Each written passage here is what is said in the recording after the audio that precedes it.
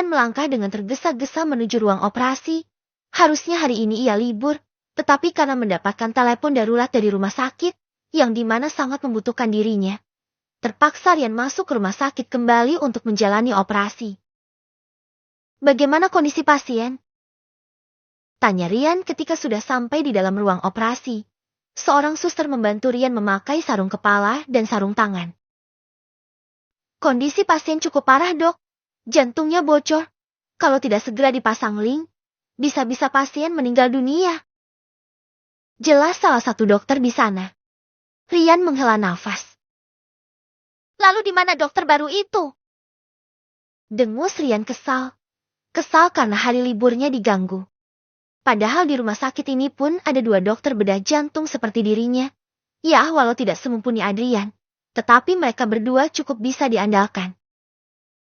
Dokter Anthony dan Dokter Safira sedang melakukan operasi di kamar sebelah, Dok. Ini pasien dari rujukan rumah sakit XX. Memang sangat mendadak, dokter. Maaf telah mengganggu waktu istirahat Anda. Jelas, suster. Ya sudah, coba perlihatkan hasil pemeriksaannya. Mendengar alasan itu, dengan hati yang mulai mencair, ia mulai membaca hasil rekam medis pasien baru itu. Rian mengangguk-anggukan kecil kepalanya. Sudah kau berikan anestesi, Dok? Tanya Rian pada dokter anestesinya. Sudah, dokter. Baru setengah dosis. Saya akan menambahkan dosisnya jika operasinya dimulai. Jawab dokter anestesi. Rian mengangguk. Kalau begitu ayo kita lakukan operasinya sekarang. Putus Rian mulai mengambil tempatnya sebagai dokter utama yang akan membedah pasien tersebut. Dengan dibantu beberapa dokter muda dan beberapa suster, akhirnya operasi besar itu pun dilakukan. Sekitar 4 jam operasi berlangsung, akhirnya Rian pun berhasil menyelamatkan pasiennya itu dan operasi pun telah usai. Tolong tutup dan jahit dengan rapi. Pinta Rian setelah melakukan tugasnya. Baik, dokter.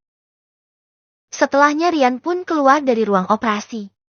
Sampai di luar, terlihat keluarga pasien tengah menunggu dengan harap-harap cemas. Melihat dirinya, mereka langsung menghadangnya dan melontarkan serentetan pertanyaan. Dokter, bagaimana keadaan suami saya? Apakah operasinya berhasil? Tanya istri pasien. Benar, dokter. Bagaimana keadaan papaku? Papa selamatkan, dokter? Imbuh putrinya. Rian mengangguk kecil. Alhamdulillah, operasinya berjalan dengan lancar, Nyonya. Sekitar 1 jam lagi pasien akan dipindahkan ke ruang perawatan. Jelas Rian menatap keduanya satu persatu. Syukurlah. Pasangan ibu dan anak itu pun bernafas lega setelah mendengar kabar tersebut. Kalau begitu saya permisi dulu. Pamit Rian, istri dan anak pasien mengangguk dan mempersilahkan. Kemudian Rian pun pergi dan menuju ke ruangan pribadinya. Duduklah. Seru Nyonya Alin. Tetapi anaknya tak merespon, dan malah terus memperhatikan Rian sampai punggung Rian tidak terlihat lagi. Tiara, kok bengong? Lihatin apa sih? Seru Nyonya Alin lagi. Tak lain dan tak bukan ibunya Tiara. Tiara tergagap. Enggak kok, Mah. Tiara pun langsung duduk di dekat mamanya. Ternyata saat dilihat dari dekat, Dokter Adrian sangat tampan sekali, berkarisma dan penuh pesona.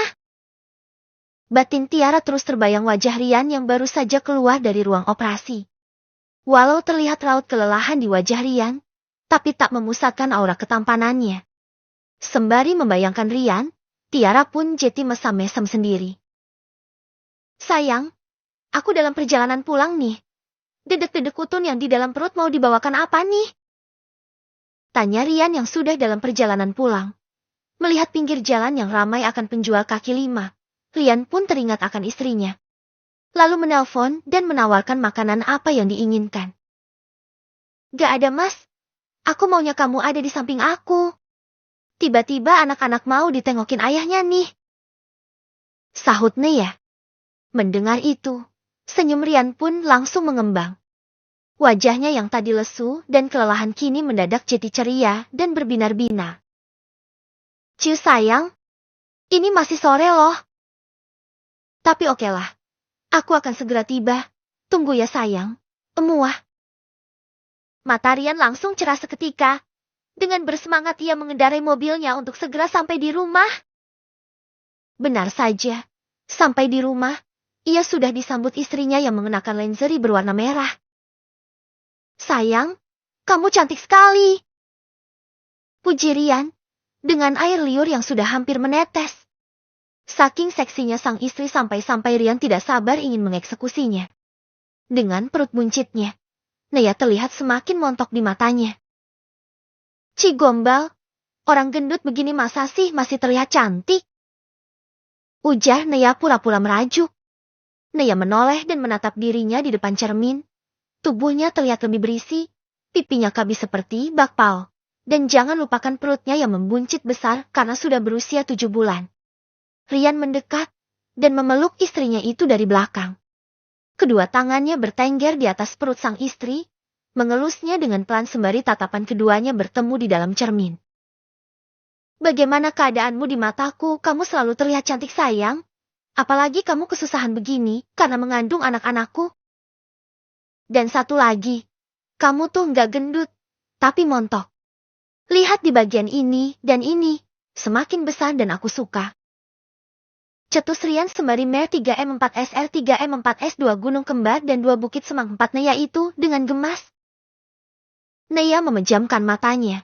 Yang dilakukan Rian itu membangkitkan geloranya. Mas, ayo kita mulai. Ajak Naya. Rian tersenyum. Apa yang dimulai? Tanya Rian pura-pura tidak mengerti. Naya mendengus. Lalu dengan tidak sabaran, Naya menarik lengan suaminya, lalu mendorongnya hingga Rian jatuh telentang di atas ranjang. Rian tersenyum lebar. Dia suka dengan sikap istrinya yang agresif itu. Sore itu, keduanya pun kembali melakukan perjalanan cinta menuju ke atas nirwana yang entah sudah keberapa kali itu. Selesai melakukannya, Naya terlihat kelelahan. Wanita yang sedang mengandung anak kembar itu pun terlelap di pelukan sang suami. Cuk! Rian mengecup kening istrinya. Dari dulu kamu selalu membuatku tergila-gila sayang. Dan kini kau semakin membuatku jatuh dalam pesonamu. Aku mencintaimu. Selamanya. Bisik Rian. Dengan hati-hati Rian menarik lengannya dan ia beringsut menuju ke kamar mandi. Mbok, ada jamur enggak? Tanya Rian setelah selesai mandi dan berniat akan memasak sup jamur untuk istrinya tercinta. Tadi, istrinya sempat mengatakan ingin memakan sup jamur. Jamur tuan? Aduh, gak ada. Kebetulan Mbok belum belanja. Jawab si Mbok. Kalau gitu, aku mau keluar dulu Mbok. Mau beli jamur di supermarket depan. Nanti kalau istriku bangun dan mencariku kasih tahu kalau aku lagi belanja ya. Pesan Adrian. Kebetulan ada kebutuhannya yang sudah habis. Jadi sekalian saja ia belanja dan membeli jamur mentah untuk istrinya. Baik tuan. Setelahnya Rian pun meluncur ke supermarket yang letaknya tak begitu jauh dari komplek perumahannya. Di sana Rian membeli beberapa barang pribadinya. Tak lupa ia juga mengambil jamur yang diinginkan istrinya. Aku beli buah-buahan juga deh. Kata Simbok dia belum belanja kan? Jangan sampai anak-anakku kekurangan nutrisi. Gumam Rian kemudian beralih menuju ke rak buah-buahan. Bruk. Saat memilih-milih buah segar, tiba-tiba saja ada yang menyeruduknya dari belakang. Terdengar suara gaduh saat orang yang menyeruduknya jatuh. Sontak saja Rian berbalik dan melihat siapa orang tersebut. Terlihat Tiara mengaduh kesakitan. Aduh, maaf. Aku gak sengaja. Ucap Tiara yang mulai menata kembali barang belanjaannya ke dalam keranjang. Tidak masalah, lain kali hati-hati. Orang dia berdiri di sini kamu main tubruk saja. Kata dia. Setengah mengomel. Tak ayal punggungnya sedikit nyeri karena serudukan Tiara tadi. Merasa familiar dengan suara tersebut. Tiara mendongak.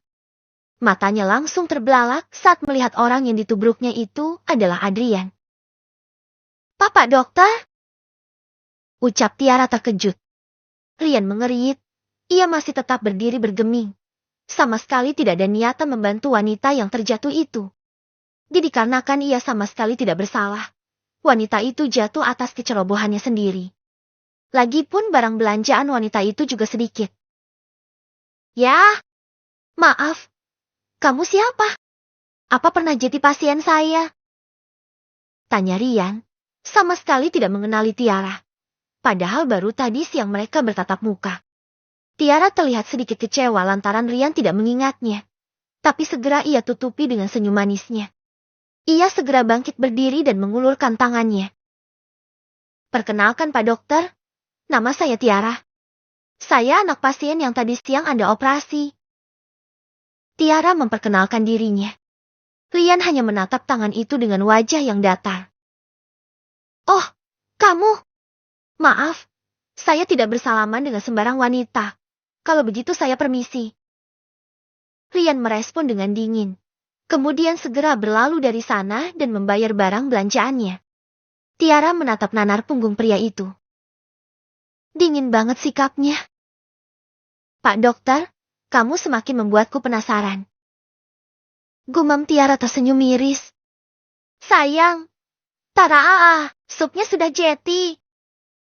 Rian memperlihatkan dengan bangga sup jamur hasil buatannya sendiri. Ia datang masih mengenakan apron di tubuhnya. Sedangkan kedua tangan membawa mangkuk besar yang berisi sup jamur yang baru saja ia buat itu. Naya yang tengah duduk menunggu di meja makan pun tersenyum. Dengan wajah penasaran ia melihat sup hasil karya suaminya itu. "Ini kamu sendiri yang masak, Mas?" tanya Naya kurang percaya. Pasalnya sudah hampir setahun menikah, Naya tidak tahu kalau Rian bisa memasak. "Iya dong. Kamu gak tahu ya kalau suamimu ini serba bisa. Lihatlah, bukankah aku sudah mirip seperti Chef Yuna?" seru Rian membanggakan dirinya. Naya hanya mengulum senyum. Merasa lucu dengan rasa percaya diri suaminya yang setinggi tower itu. "Ayo dicoba. Enak gak sup buatan suamimu ini?" Kemudian Rian menuangkan sup tersebut ke dalam mangkok, lalu diletakkan ke hadapan sang istri. Naya tersenyum haru. Untuk yang kesekian kalinya ia merasa jatuh cinta terhadap suaminya itu. Suaminya selalu memperlakukannya romantis. Naya meraih sendok. Terlihat kepulan asap yang mengebul dari sendok tersebut. Perlahan Naya meniup, kemudian barulah ia menyeruputnya.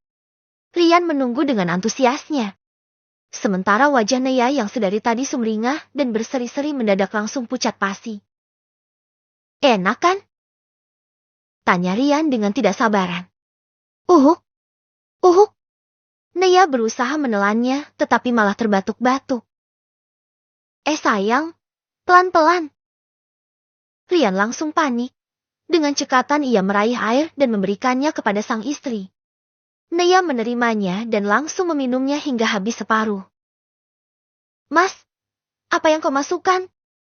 Kenapa rasanya aneh sekali?"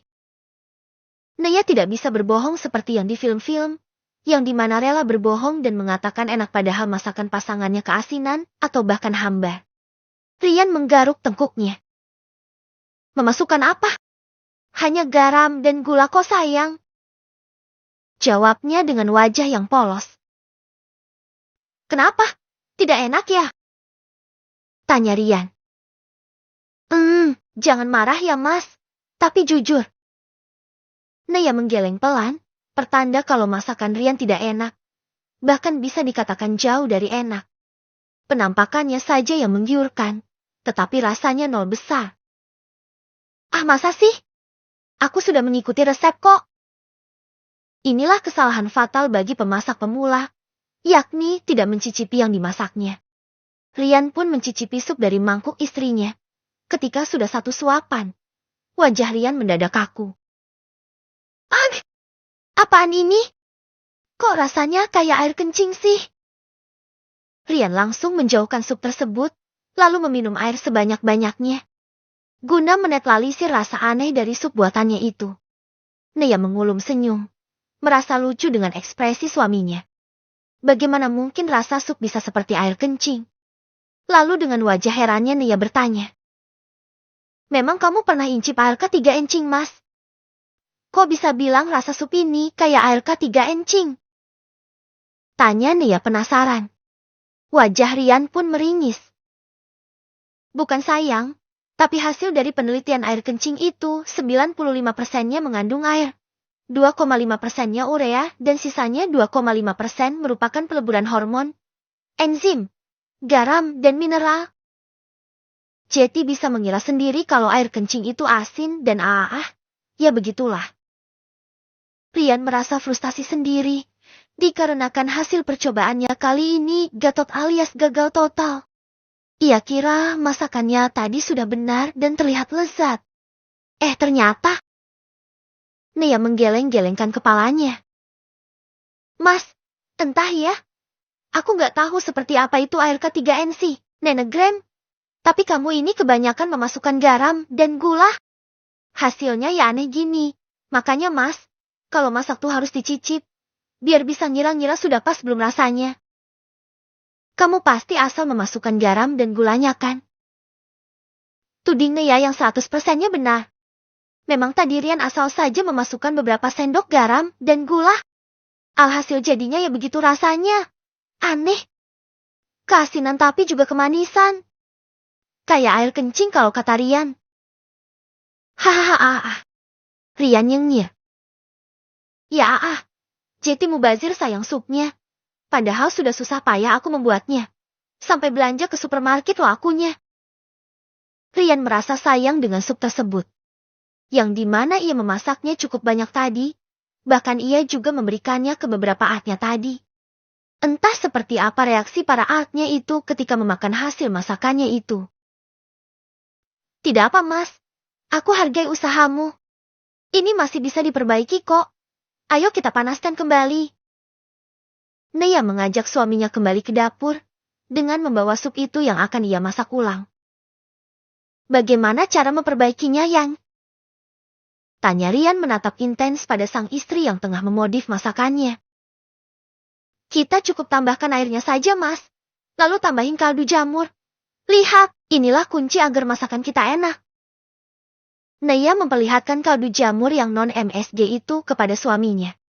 Rian memperhatikan istrinya dengan cermat. Terlihat Nia menambah setengah liter air lalu menambahkan beberapa bumbu masakan. Yang entah apa namanya tapi Rian yakin. Setelah dimodif istrinya masakannya tadi pasti akan menjadi lezat. Benar saja. 10 menit kemudian masakan itu sudah selesai. Hanya memanaskan saja serta menambah air dan bumbu penyedap lainnya tidak membutuhkan waktu lama. Coba Mas cicipi, bagaimana menurut Mas? Nia menyuapkan 1 sendok kuah sup jamur yang sudah ia masak ulang. Srup. Rian menyeruputnya. Senyumnya pun langsung melebar ketika merasakan kelezatan pada sup tersebut. Enak sayang, lezat dan gurih, kata Rian. Nah kan? Nia tersenyum bangga. Ya sudah, Mas bawa ke meja. Ayo kita makan. Rian mengangguk. Setelahnya mereka pun makan dengan tenang dan penuh cinta.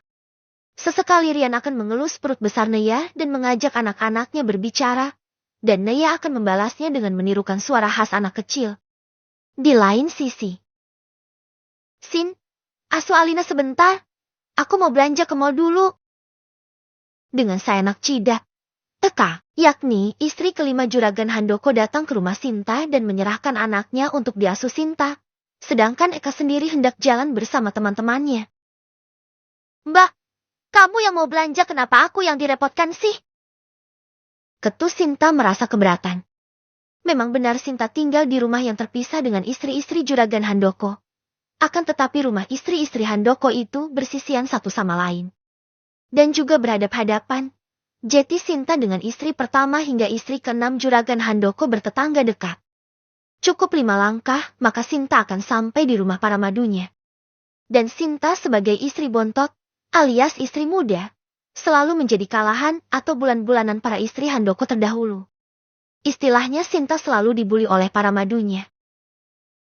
Kamu saja mau dikau, bapaknya anakku. Kok gak mau ikut mengasuhnya? Dengar Sin, Kalau kamu mau sama bapaknya, otomatis kamu harus mau juga dengan anaknya. Anakku berarti anakmu juga. Sudah ya, aku pergi dulu. Tolong kamu jaga dengan baik anak kita. Toh kamu juga punya Bima. Jadi Bima bisa main dengan adiknya itu. Ingat, jaga dengan benar. Awas aja kalau kamu berubah jadi ibu tiri yang jahat. Bakal ku pahit kamu. Eka berujar dengan entengnya. Dan setelah memberi sedikit ancaman, Eka pun pergi. Sinta menghela nafasnya lelah. Baru saja ia dari rumah istri kedua suaminya. Ini lagi ada istri kelima suaminya meminta bantuan lagi. Jika ditanya ngapain Sinta ke rumah istri kedua Handoko, jawabannya karena istri kedua Handoko tengah sakit. Lebih tepatnya pura-pura sakit sih. Jadi kakak madunya yang nomor 2 itu memintanya untuk membantu memasak dan mencuci pakaian. Baru saja Sinta duduk beristirahat di rumahnya sendiri. Ini datang lagi si Eka dan menitipkan anaknya. Ya ampun, berasa kerja Rodi aku di sini. Uang nafkah dari si buncit itu tak ubahnya seperti gajiku per bulan. Sinta mulai mengeluh. Awalnya Sinta akan hidup tentram dan makmur. Siapa sangka juragan Handoko akan menempatkannya berdekatan dengan para istrinya. Walau madu-madunya itu tidak bersikap kejam seperti halnya istri sah pada umumnya, tetapi mereka terlalu sering membulinya. Minta tolong inilah, itulah, kalau ia menolak hinaan dan cacian yang ia terima. Pernah Sinta melawan. Ia tidak mau dijadikan kalahan oleh mereka, tetapi tamparan dan jambakan yang ia dapat. Tentu Sinta kalah jumlah. Kini mau menyesal pun tiada guna. Ia sudah kadung dinikahi juragan Handoko, dan mobil pun sudah berada di tangan. Sin, kamu lagi ngapain? Tolong dong pasangin gas di rumahku. Biasanya Mas Doko yang masang. Tapi kamu tahu sendiri kalau Mas Doko lagi sibuk di Empang. Tiba-tiba datang satu lagi istri Handoko. Ainun namanya. Ia adalah istri keempat Handoko.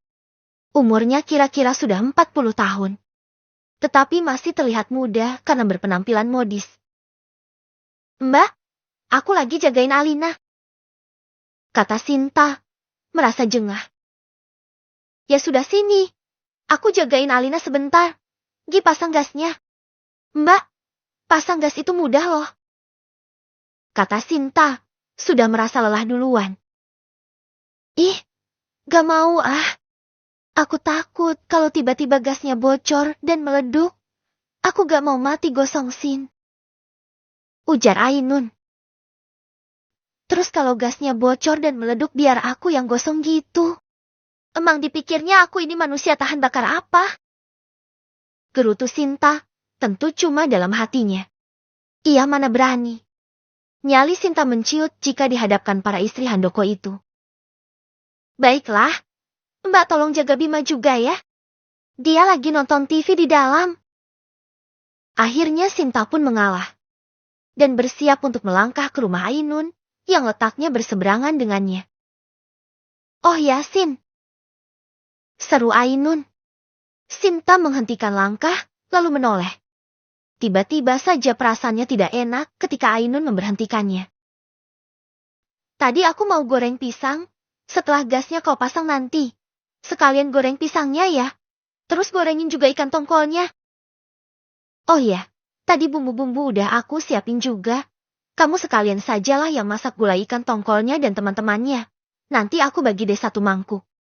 Jadi kamu gak perlu masak lagi di rumah, kata Ainun sembari tersenyum. Nah kan, apa kata Sinta? Pasti ada udang di balik bakwan kedatangan Ainun itu. Oh ya satu lagi. Tadi aku nyuci di mesin cuci. Tinggal dikeringin aja. Nanti kamu sekalian keringin ya, pinta Ainun lagi. Sinta merasa geram, tetapi memaksakan senyumnya. Ya sekalian dicerumin Mbak? Tanya Sinta menatap Ainun dengan penuh kesal. Ah boleh banget itu Sin. Sekalian jemurin bajunya. Hahaha, gak nyesel aku Sin izinin Mas Doko buat nikah lagi. Kamu jadi bisa bantu-bantu aku. Udah sana, cepat pasang gasnya. Terus masakin juga masakan aku ya. Sinta menghembuskan nafasnya gusar. Dengan langkah lebar Sinta menuju rumah istri keempat suaminya itu. Dasar sialan, aku tak ubahnya babu bagi mereka, Sinta misu-misu sendiri sambil goreng pisang. Ada apa dengan wajahmu itu, Sin? Kok siem kecum gitu? Tanya Bu Narti ketika anaknya datang berkunjung kembali. Heran juga wanita itu. Padahal baru kemarin sore anaknya datang berkunjung. Tetapi sore ini datang berkunjung lagi. Tentu Sinta datang dengan menggunakan mobil barunya. Setelah mendapatkan mobil itu sebagai mahar, Sinta langsung meminta untuk diajarkan mengemudi mobil. Lalu Handoko meminta anaknya Arif untuk mengajarkan Sinta. Arif adalah anak sulungnya dengan istri pertama, yang kini sudah berumur 27 tahun, yang dimana 1 tahun di atas umur Sinta. Aku tuh kesel, Bu. Di sana para istri-istri Handoko selalu saja menyuruhku ini dan itu. Mereka semua seperti sengaja. Ibu tahu. Aku sudah seperti pembantu, mereka tahu gak? Jawab Sinta sambil bersungut-sungut kesal. Wajahnya ditekuk dalam. Sama sekali tidak ada pancaran kebahagiaan yang selama ini ia agungkan ketika mendapatkan uang bulanan 5 juta dari Handoko. Bu Narti menghela nafas. Kan ibu sudah peringatkan. Gak usahlah jadi istrinya Handoko. Begini kan jadinya. Lagi pula, Sin, mana ada sih wanita di dunia ini mau dimadu? Mereka kayak gitu ya karena marah sama kamu. Mau-maunya kamu menikahi suami mereka. Pasti mereka mikirnya kamu hanya mengincar uangnya Handoko saja. Ujar Bu Narti, sembari menatap prihatin pada Bima. Lagi-lagi cucunya yang menjadi korban. Ibu ingin mengurus Bima tapi ibu sibuk sendiri jualan ini. Kasihan Bima kalau di sana. Imbu Bu Narti. Ibu jangan khawatir. Mereka tidak kejam kok sama Bima. Tapi ya itu. Mereka sering meminta tolong Sinta untuk ini dan itu. Bisa jadi kalau Bima gak ada malah semakin parah mereka membuli aku, Bu. Sudah bagus Bima ikut aku saja. Kata Sinta. Bu Narti hanya menghela nafasnya berat. Yo wes dijalani saja. Toh ini pilihanmu Sinta. Jangan banyak mengeluh. Kamu bisa mengadukannya pada Handoko. Agar mereka tidak semena-mena lagi kepadamu. Kata Bu Narti. Baiklah. Aku akan coba mengadukannya pada Handoko perlakuan istri-istrinya kepadaku, Bu. Siapa tahu dengan begitu mereka tidak lagi memperlakukanku bak seorang pembantu. Sinta mengangguk menyetujui. Baguslah. Ini makanlah. Kamu sudah makan belum? Bu Narti menyodorkan sepiring nasi dan beberapa temannya. Kebetulan belum, Bu. Tolong jagain bisa sebentar ya, Bu. Aku akan makan dulu. Setelah Bima dalam pengawasan ibunya, Sinta pun mulai makanan-makanan yang diambilkan ibunya tadi. Cuma makanan sederhana, hanya nasi dengan lauk tempe mendoan dan juga oseng jantung pisang. Tetapi Sinta sangat lahap ketika memakannya. Bu, aku pulang dulu ya. Assalamualaikum. Setelah kenyang Sinta pun berpamitan pulang. Waalaikumsalam. Bu Narti mengantar putrinya sampai halaman depan.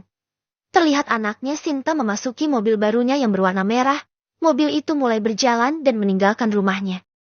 Dengan nanar Bu Narti meratapi kepergian putrinya. Hanya demi mobil dan uang bulanan kamu rela jadi istri ketujuh Handoko, Sin. Dulu ibu saja gak mau ketika hendak ia lamar dan dijadikan istri kedua. Lah kamu jadi istrinya yang ketujuh. Gumam Bu Narti sambil menggeleng-gelengkan pelan kepalanya. Dulu, ketika Bu Narti baru-barunya jadi janda, Handoko juga gencar mengejarnya. Waktu itu Sinta baru berumur 10 tahun. Dan Bu Narti tentu menolak keinginan juragan Handoko. Selain tidak ingin jadi istri kedua, ia juga tidak mau mengakini hati istri pertama Handoko yang bernama Jumilah itu. Lagipun Bu Narti masih sangat mencintai mendiang suaminya. Ia cukup setia selama ini, dan memilih untuk menjanda saja, dengan bekerja keras di ladang peninggalan suaminya. Bu Narti membesarkan anaknya dengan hasil dari ladang tersebut. Tetapi karena kini Bu Narti tidak sanggup lagi menggarap ladangnya, ia pun menjual ladangnya dengan cara tahunan, 1 tahunnya 1,5 juta, dan Bu Narti menjualnya selama 10 tahun. Dan uang hasil ia menjual ladang ia gunakan untuk acara pernikahan Sinta ketika bersama Adi dulu. Karena dulu Adi hanya memberikan uang yang jauh dari kata cukup. Sisanya Bu Narti yang menambalnya. Sisa uang hasil ia jual sawah sebagiannya ia tabung dan sebagiannya lagi ia buat modal berjualan. Pikirnya ia harus punya pegangan kalau terjadi sesuatu hal yang mendadak. Hampir maghrib Sinta sampai di rumahnya yang diberikan Handoko kepadanya. Baru saja ia keluar dari dalam mobil. Ia berpas-pasan dengan Raihan yang sepertinya habis dari warung. Terlihat nak sulung Handoko itu menenteng plastik hitam di tangannya. Ibu ketujuh habis dari mana? Jam segini kok baru pulang? Sapa Arif ketika sudah dekat dengan Sinta dan menatap dalam ibu tirinya itu. Sinta yang ditatap dalam oleh Arif pun mendadak salah tingkah. Anak suaminya itu parasnya lumayan tampan. Ya mendingan sih dari bapaknya. Dari rumah ibuku. Rif, kamu jangan panggil aku ibu dong. Aku kan 1 tahun lebih muda dari kamu. Jawab Sinta kemudian sedikit memprotes panggilan Arif kepadanya. Arif menaikkan sebelah alisnya. Loh, apa salahnya? Kamu kan istri bapakku. Yang berarti ibu tiriku. Memang mau dipanggil apa kalau tidak ibu? Adek gitu? Hahaha. Kata Arif kemudian terbahak. Sinta mendengus. Arif, mana minyak gorengnya? Teriak Jumilah sangat melengking. Dari sini Sinta bisa melihat istri pertama suaminya itu tengah di depan teras rumahnya sendiri sambil berkacak pinggang. Yang dimana rumah ibunya Arif itu lebih besar dari rumah istri-istri yang lain. Iya, Bu. Sahut Arif yang juga berteriak.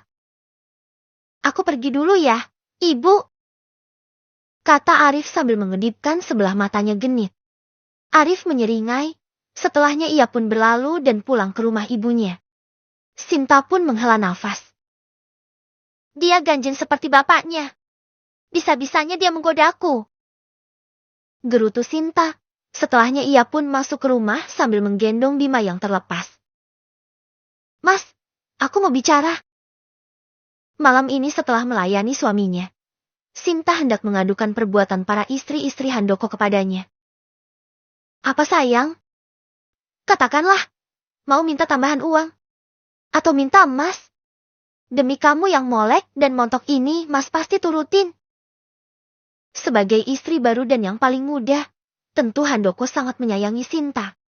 Tak ayal Handoko sering memberikan Sinta hadiah. Baru juga 2 bulan jadi istrinya Handoko, Sinta sudah mendapatkan hadiah 2 gram cincin emas dan 5 gram gelang. Dan semuanya itu emas tua. Tentu saja Sinta kegirangan. Tetapi di balik itu semua, Sinta harus menahan bulian istri-istri Handoko. Mas, sepertinya istri-istrimu yang lain tidak suka kepadaku. Mereka selalu membuliku. Mereka sering memintaku untuk melakukan pekerjaan rumah mereka. Terkadang aku juga harus menjaga anaknya Mbak Ainun. Mas, aku lelah. Kau tahu kan aku juga harus mengasuh Bima. Aduh Sinta, tentu wajahnya ia buat senelangsa mungkin. Agar suaminya iba. Begitu, baiklah nanti akan Mas kau tegur mereka. Kamu gak usah khawatir.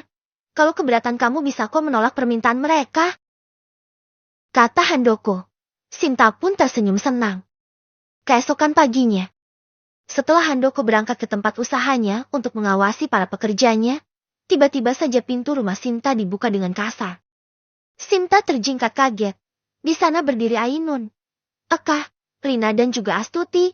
Keempat istri Handoko itu meringsak masuk dan langsung menghajar Sinta tanpa henti. Plak! Plak! 2 tamparan dilayangkan di wajah mulus Sinta. Tak hanya di situ, mereka juga menjambak rambut Sinta hingga kepala Sinta mendongak ke atas. Sial 4N 9, sial 4N. Berani-beraninya kamu mengadu pada Mas Handoko. Mau mak? Kamu Sembur Eka dengan amarah yang membeludak. Air! Lepas! Sinta menjerit dan mulai memberontak. Tidak akan. Gara-gara kamu suamiku memotong uang belanjaku. Rasakan ini. Hiat! Mereka para istri-istri Handoko mengamuk dan melampiaskannya terhadap Sinta.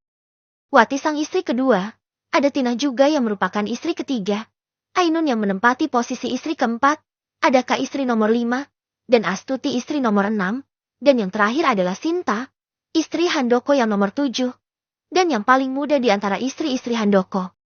Sebenarnya mereka tidak keberatan jika Handoko menambah istri 10 pun, asal uang belanja mereka tetap utuh. Tetapi ini tidak. Handoko menikah lagi dengan mengorbankan uang jatah para istrinya. Masing-masing jatah bulanan istrinya ia pangkas sebanyak 1 juta. Tetapi berbeda dengan Jumilah. Sang istri pertama sedikit dispesialkan. Sejak awal uang belanjanya tidak pernah berkurang, malah bertambah. Itulah mengapa para istri Handoko kurang menyukai Sinta. Cenderung benci. Karena kehadiran Sinta di tengah-tengah mereka merugikan mereka semua. Bisa dikatakan uang bulanan milik Sinta itu hasil dari pangkasan jatah bulanan kelima istri Handoko. Aduh, lepas. Kalau tidak aku akan mengadukannya lagi ke suami kita. Teriak Sinta. Kemudian tak lama terdengar suara Bima menangis. Anak Sinta yang masih tertidur itu merasa terganggu. Jadilah balita itu menangis kencang mencari ibunya. Mendengar ancaman Sinta ditambah tangisan Bima, aksi mereka pun berhenti. Sinta menyentak tangannya dengan kasar, dan cekalan mereka mulai terlepas. Ceka, kalian semua menyedihkan sekali. Cibir Jumilah yang baru datang. Istri pertama Handoko itu menatap sinis para madunya, yang dimana meributkan masalah uang. Memang Jumilah tahu di mata para madunya hanya uang dan uang. Mbak, jangan ikut campur. Ketus Eka. Siapa yang ikut campur? Aku hanya menonton pertunjukan kalian, dan kalian terlihat menyedihkan. Jumilah duduk sembari menyilangkan sebelah kakinya. Bertopang dagu dan menatap mereka satu persatu. Apa yang kalian ributkan pagi-pagi begini? Apa tidak malu didengar tetangga? Cih, aku lupa. Kalau pelakor itu urat malunya udah putus. Cibir Jumilah lagi, terang-terang menghina. Kamu. Urusi itu anakmu. Bertiga-tiga kamu anakmu nangis kejer gitu. Jumilah menatap tajam Sinta yang sibuk mengelus wajahnya. Bagaimana tidak? Sinta merasakan perih di kedua pipinya akibat tamparan dan cakaran mereka. Rambutnya juga awut-awutan. Tanpa banyak kata Sinta pun berlalu dan menghampiri anaknya yang tengah menangis. Bisa tidak kalian tidak membuat keributan? Bikin malu saja. Kau tegur Jumilah. Menatap sini satu persatu para madunya. Mereka semua melengos. Sebagiannya mendengus kesal. Kamu mah enak mbak. Suami kita nambah istri baru bukannya berkurang jatah bulananmu malah bertambah. Celetuk Astuti. Jumilah pun menyeringai mendengar ucapan dari Astuti itu. Itulah enaknya istri pertama Tuti. Walaupun Handoko lebih sering menghabiskan waktunya bersama kalian, tetapi uangnya mengalir deras ke kantongku. Lagipun, itu syarat awal agar aku mengizinkannya menikah lagi. Ucap Jumilah sembari tersenyum sinis. Sejak suaminya memilih mendua, sudah tidak ada cinta lagi di hati Jumilah untuk suaminya. Sementara ia tidak rela bercerai dari Handoko. Karena dialah yang menemani Handoko dari nol, dan ketika usaha mereka sukses, Handoko mulai bertingkah. Dan Jumilah tidak rela jika hasil kerja keras mereka berdua dinikmati begitu saja oleh istri baru Handoko. Jumilah memilih di madu. Dengan syarat, usaha mereka kelak akan diwariskan ke anak-anak mereka. Dan juga uang bulanannya harus bertambah. Setiap Handoko menambah istri baru, maka bulanannya pun juga bertambah. Begitu terus sampai sekarang. Handoko pun menyetujui, daripada ia bercerai dan nantinya Jumilah akan menuntut Gonogini. Lebih baik ia menyetujui persyaratan istri pertamanya itu. Lagipun usaha jatuh tidak ke tangan orang lain, usahanya akan jatuh ke anak-anaknya sendiri.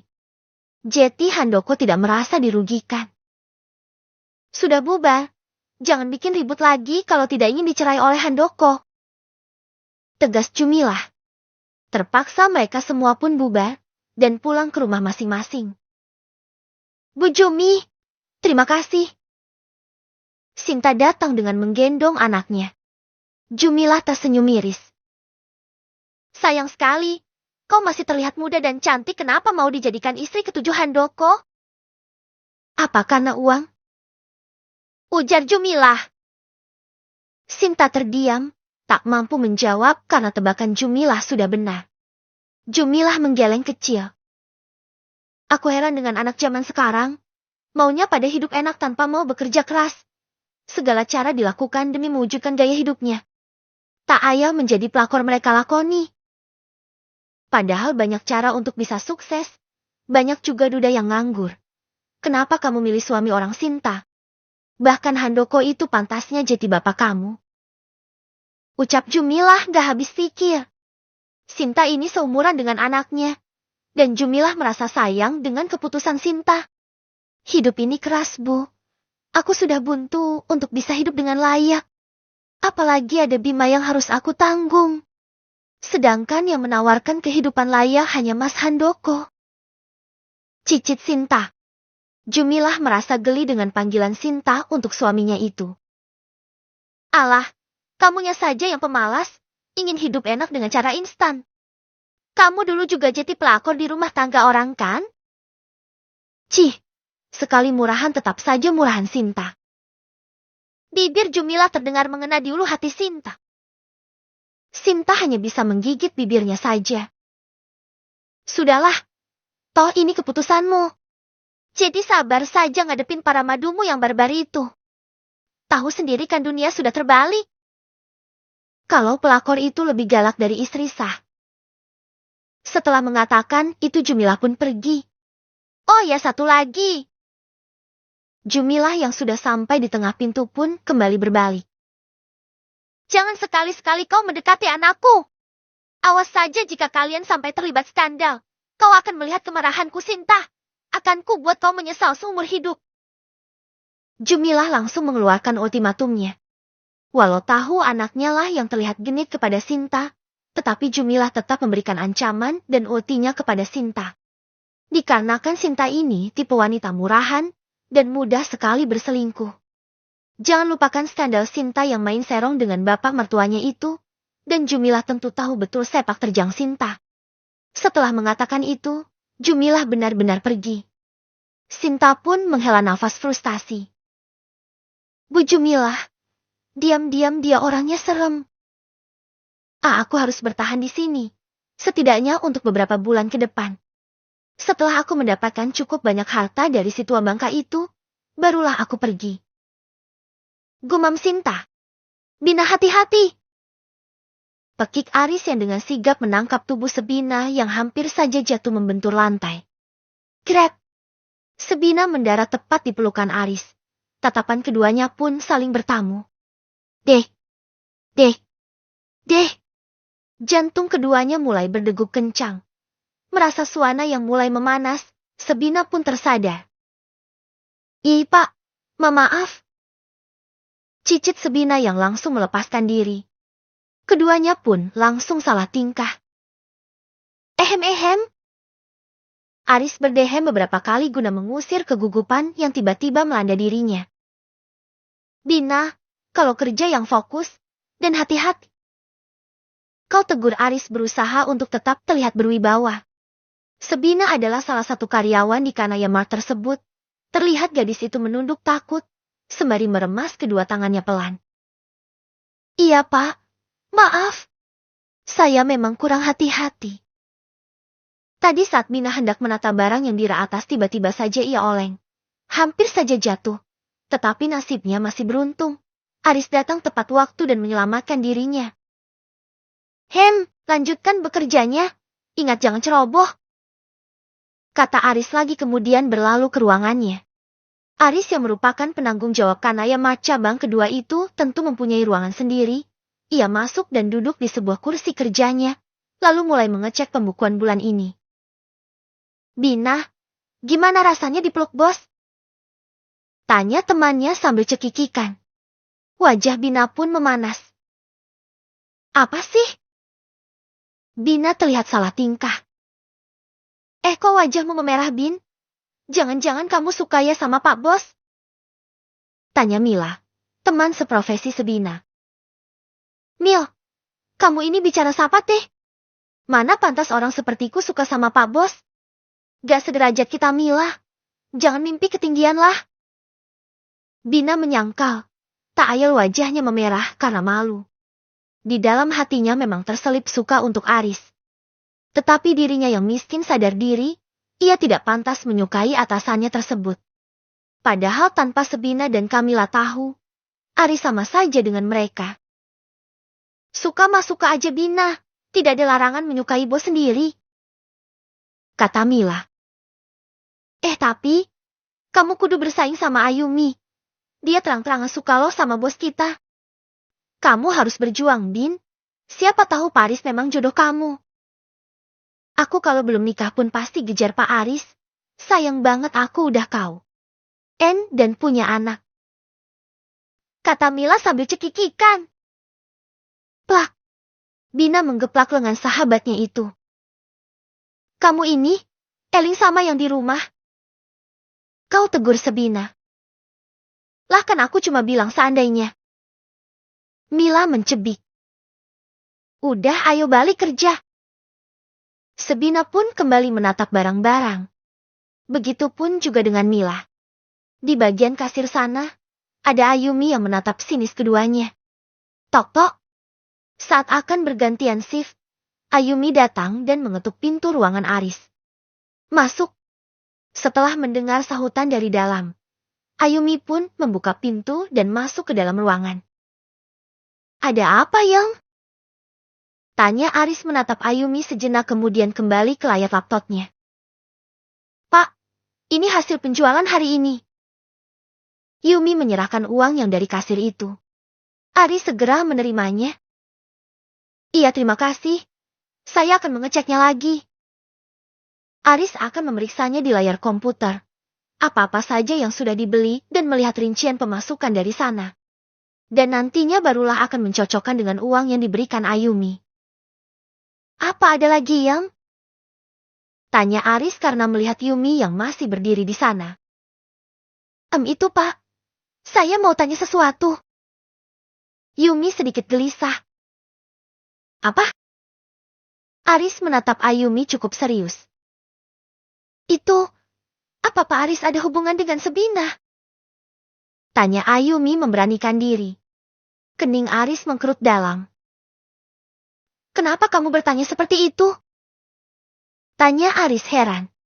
Ayumi mulai salah tingkah. Itu Pak. Ayumi pun gugup. Aris terlihat melirik jam di pergelangan tangannya. Sudah pukul 4:30. Waktunya ia pulang. Tetapi ia harus menyelesaikan pekerjaannya ini terlebih dahulu barulah ia akan pulang. Kalau tidak ada yang penting, keluarlah Yam. Aku sibuk. Kata Aris yang merasa Ayumi membuang-buang waktu berharganya. Pak Aris, aku menyukai Bapak. Ungkap Ayumi dengan lantang.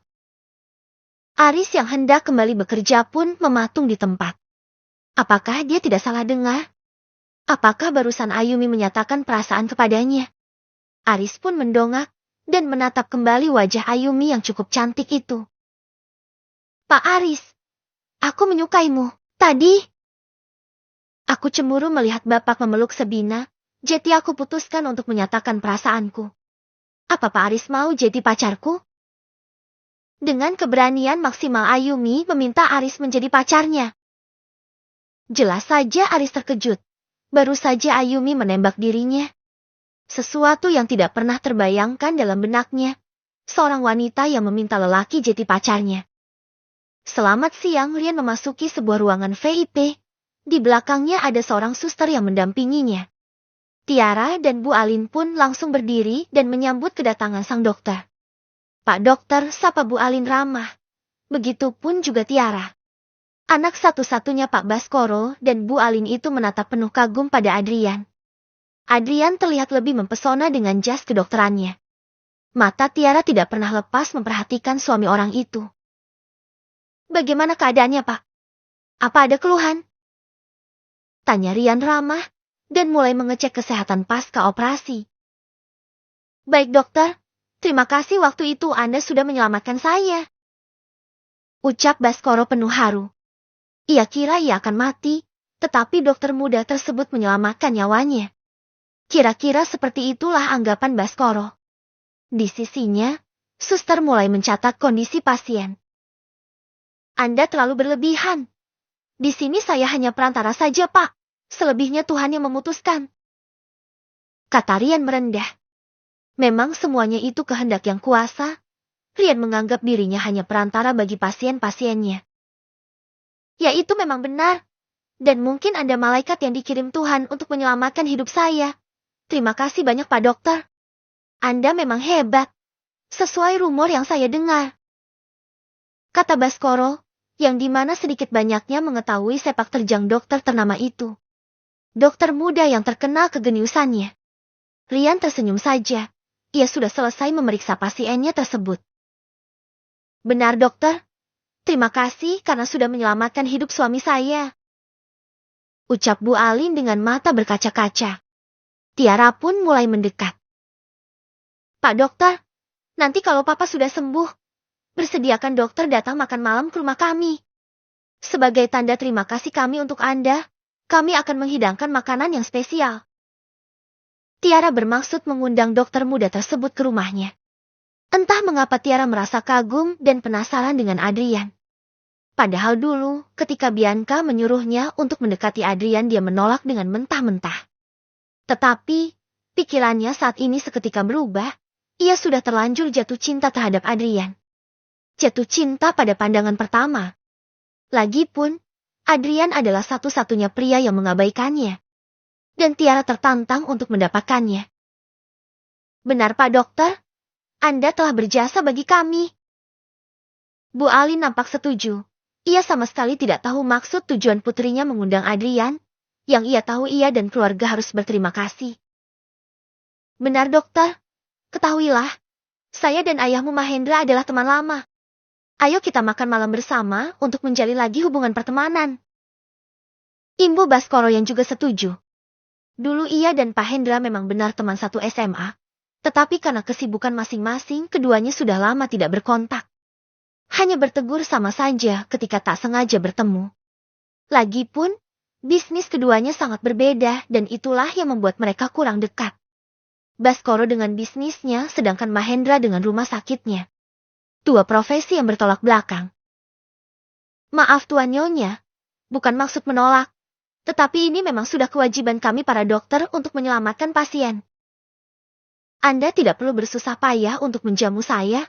Terima kasih saja itu sudah lebih dari cukup. Kalau begitu kami permisi, saya harus mengunjungi pasien yang lain. Rian menolak dengan halus, setelahnya ia dan suster pendampingnya pun pergi. Baskoro dan istrinya pun mengangguk saja. Keduanya sangat mengerti dengan yang dimaksud Rian. Lagipun tadi mereka hanya setuju saja dengan ide anaknya. Bukankah akan baik jika keluarga mereka dan keluarga Adrian menjalin pertemanan kembali? Tetapi kalau Rian menolak untuk makan malam bersama mereka bisa apa? Tidak mungkin mereka memaksa. Sementara Tiara terlihat lesu, ada sorot kecewa di matanya itu. Mapa, kalau gitu Tiara ke kantor ya? Semenjak ayahnya sakit, Tiara yang awalnya menjadi manajer di perusahaan papanya kini terpaksa harus menggantikan papanya di kursi pemimpin. Sekitar 2 tahun ia berlatih dan mempelajari seluk-beluk perusahaan. Mungkin sudah waktunya ia mengganti papanya itu. Iya nak, mungkin papa akan pensiun saja. Sepertinya kamu sudah bisa menghandle sendiri perusahaan. Kata Baskoro. Tiara tersenyum saja. Terserah papa saja. Tiara pun sudah siap dan percaya dengan kemampuan Tiara. Tapi jika papa ingin kembali pun tak masalah. Malah Tiara akan punya banyak waktu luang. Tanggap Tiara diakhiri dengan kekehan. Setelah menempati posisi ayahnya, Tiara jadi sangat sibuk. Hahaha. Baskoro hanya terbahak menanggapi ucapan putrinya. Sudahlah sana pergi. Kamu handle dulu perusahaan. Biar papa fokus dengan kesembuhannya dulu. Usir Bu Alin. Iya mah. Setelah mencium kedua pipi orang tuanya bergantian, Tiara pun pergi menuju ke perusahaan orang tuanya. Kanaya ya. Dia cantik dan juga kaya. Beruntung sekali dia menikah dengan dokter genius dan tampan seperti Adrian. Gumam Tiara sembari melihat profil biodata Kanaya di internet. Di sana terdapat potret kebersamaan Nia dan Rian. Ia juga melihat beberapa foto pernikahan mereka. Terselip rasa iri di hati Tiara. Ada juga perasaan cemburu di sana. Kenapa aku jadi seperti ini? Apa aku benar-benar menyukai suami orang? Astaga! Ini tidak benar. Tapi, hatiku terus bergetar ketika melihatnya. Gumam Tiara lagi mulai dilema. 1 minggu pun telah berlalu. Ayahnya Baskoro sudah diperbolehkan pulang. Dan setelah 3 hari ayahnya di rumah, Tiara belum pernah lagi melihat Adrian. Di dalam kamarnya Tiara pun merasa uring-uringan. Aku rindu. 3 hari ini aku gak melihatnya. Tuhan, apa aku benar-benar menyukai Dokter Adrian? Apakah aku boleh menyukainya? Dia suami orang. Tapi, perasaan ini tumbuh tiba-tiba. Tuhan, salahkah aku mencintai suami orang? Gumam Tiara merasakan kegundahan di dalam hatinya. Ia tidak tenang. Perasaan rindu yang menggebu mulai tidak tertahankan. Lalu keesokan paginya, Tiara pun memutuskan. Nanti siang ia akan datang dan mengunjungi dokter tersebut. Antara nekat dan tekad, siang ini Tiara datang dengan membawa makan siang untuk Adrian. Apakah dokter Adrian ada di dalam? Tanya Tiara pada 2 suster yang ada di depan ruangan Adrian. Kedua suster itu mendongak. Ada. Beliau tengah istirahat. Ada apa, Nona? Jawab suster sekaligus bertanya. Aku temannya. Bolehkan aku masuk? Kata Tiara. 2 suster itu pun saling pandang. Keduanya tidak mengenali Tiara karena suster yang biasa bersama Adrian tengah pergi membeli makan siang di luar. Sejak kapan Pak Dokter punya teman wanita? Ucap mereka berbisik-bisik. Entah. Tapi apakah itu tidak berbahaya? Maksudku Pak Dokter kan sudah punya istri.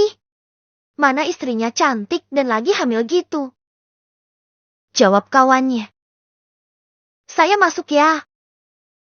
Tanpa menunggu persetujuan kedua suster itu, Tiara langsung nyelonong masuk.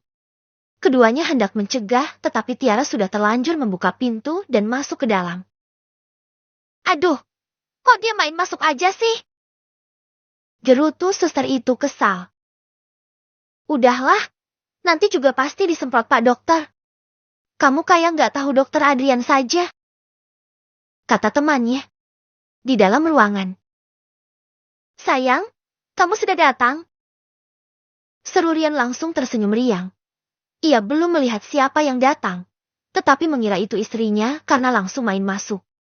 Sementara itu Tiara mematung. Dadanya berdebar saat Rian memanggilnya dengan sebutan sayang. Melihat istrinya yang cuma diam, Rian pun mendongak. Lalu ia terkejut ternyata itu bukannya istrinya, tetapi Tiara yang merupakan anak dari salah satu pasiennya.